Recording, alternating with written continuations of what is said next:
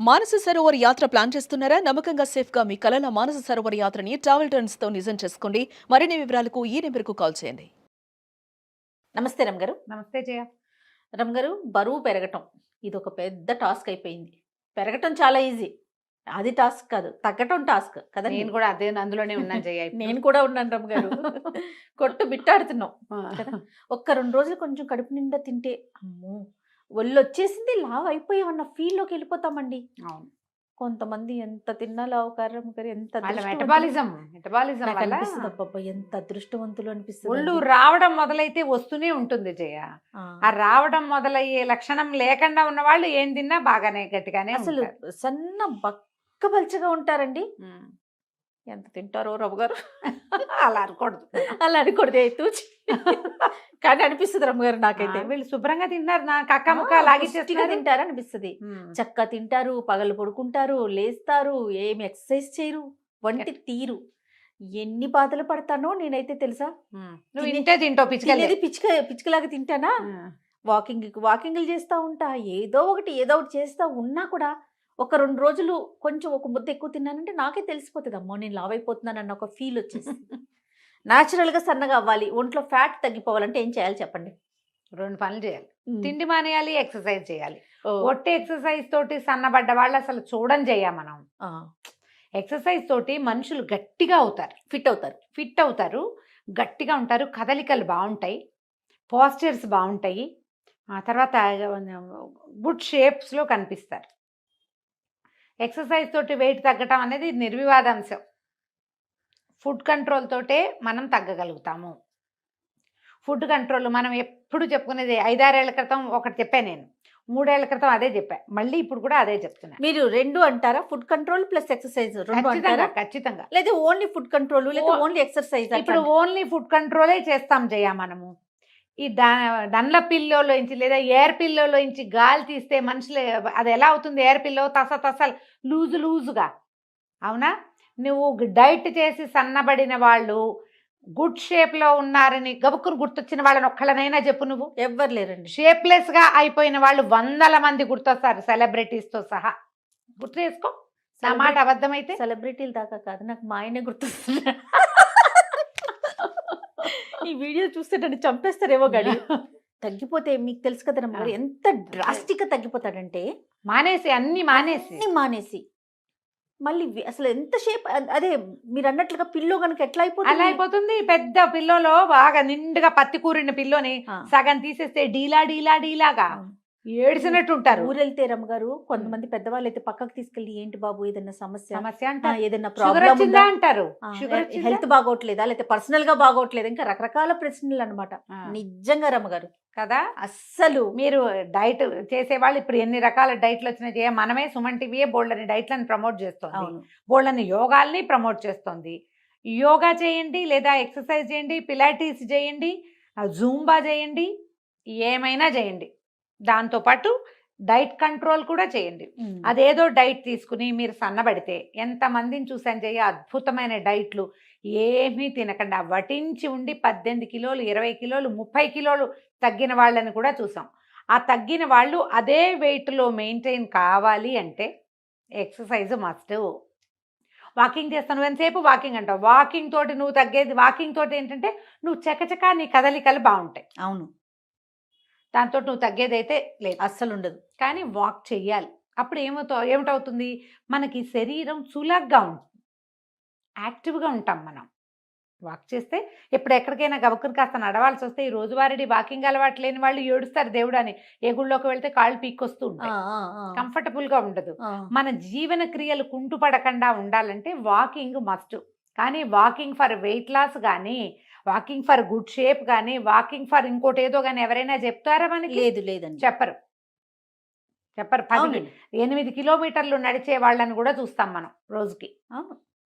నడిచేస్తారు, అలాగే ఉంటారు వాళ్ళు. చక్కటి షేప్స్లో మారినట్టు ఉంటారు. చక్కటి షేప్లోకి మారాలంటే శరీరానికి తగిన ఎక్సర్సైజు. నేనైతే ఆల్ ద టైము సూర్య నమస్కారాలే నమ్ముతాను. యోగాకే మీరు సూర్య నమస్కారాలు కనుక చేసి, ఇప్పుడు నేనైనా వెయిట్ పెరిగాను కానీ ఆర్డ్ షేప్లో రాలా ఇంకా నేను, బికాస్ ఆఫ్ సూర్య నమస్కారాలు. ఆన్ అండ్ ఆఫ్ చేస్తూనే ఉంటా జయ నేను, ఎంత ఒళ్ళొంగితే అంత. దీంతో షేప్ వస్తుంది అంటారా రమ్మగారు? కరెక్ట్ షేప్ లో ఉంటారు జయ. ఒళ్ళొచ్చినా గుడ్ షేప్స్ లో ఉంటాం, గట్టిగా ఉంటాం, ఆరోగ్యంగా ఉంటాం. వెయిట్ లాస్ కనిపిస్తుంది అంటే ఏం పెద్దగా అనిపించట్లేదు జయ. ఫ్యాట్ లాస్ గానీ వెయిట్ ఏం లాస్ కనపడదు. ఫ్లెక్సిబుల్ ఉంటుందా?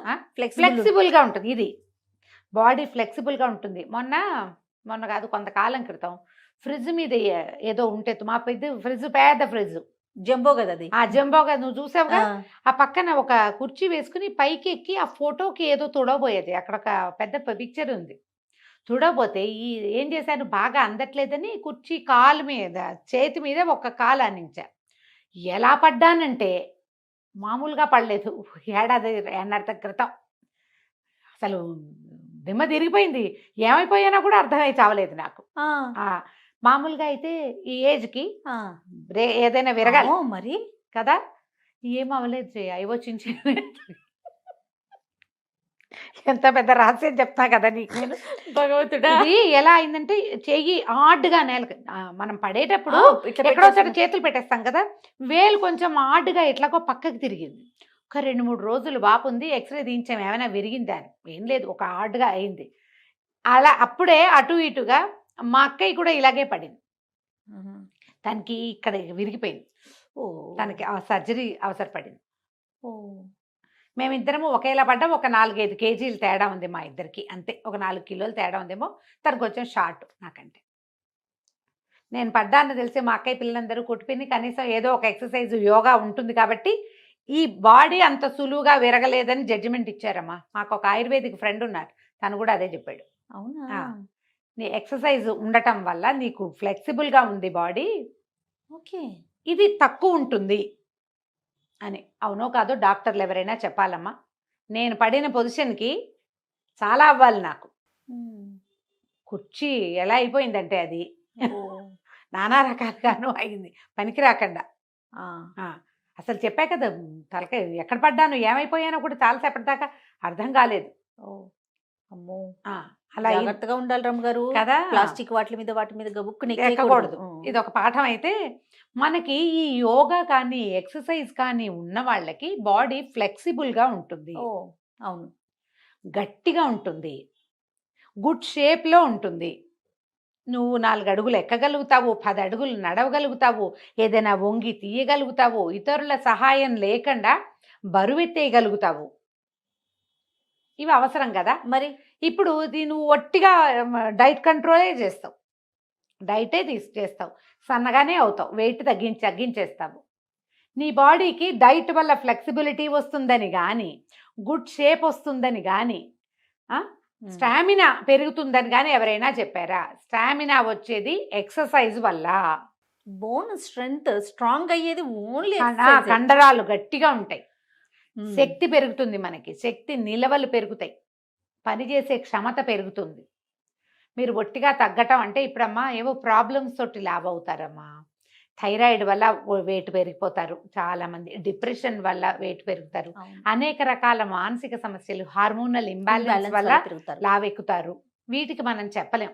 అలా కాకుండా ఫుడ్స్ వల్ల లావ్, ఇప్పుడు హార్మోనల్ ఇంబ్యాలెన్స్ వల్ల లావ్ అయ్యే వాళ్ళు కూడా మీరు యోగా చేయండి, మీరు చక్కగా గట్టిగా ఉంటారు. థైరాయిడ్ వల్ల లావెక్కిన వాళ్ళు యోగా చేయండి, గట్టిగా ఉంటారు. కాదని చెప్పమని ఎవరినైనా ఎవరు చెప్పరు. కానీ మీరు డైట్ చేయండి మీరు గట్టిగా అవుతారు అని మాత్రం ఎవరు చెప్పరు.